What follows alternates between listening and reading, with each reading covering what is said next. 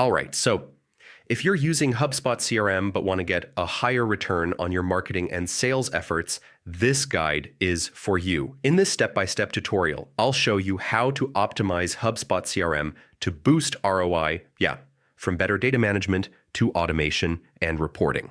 First, make sure your CRM data is clean. Remove duplicates, update outdated contact info, and standardize properties.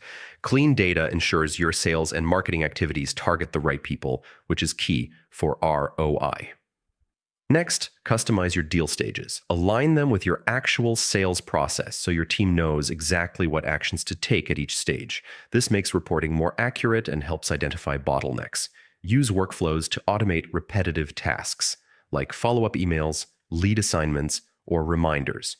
Automation saves time, reduces errors, and ensures prospects are engaged promptly, which directly improves ROI. Set up lead scoring and segmentation. Score leads based on engagement, behavior, or firmographics, and then segment high-value leads for focused campaigns. Targeting the right prospects maximizes your conversion rate.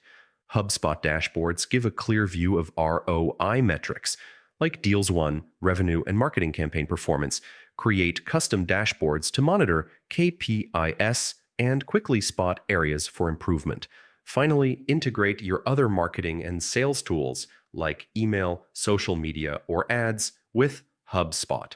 This consolidates data in one place, so every effort is measurable and contributes to ROI. And that's it. That's how you optimize HubSpot CRM to increase ROI. From cleaning data and customizing pipelines to automation, lead scoring, dashboards, and integrations, your CRM becomes a powerful engine for revenue. All right, that's it for this one. That's how you optimize HubSpot CRM for better ROI. Thanks for watching, and I'll catch you in the next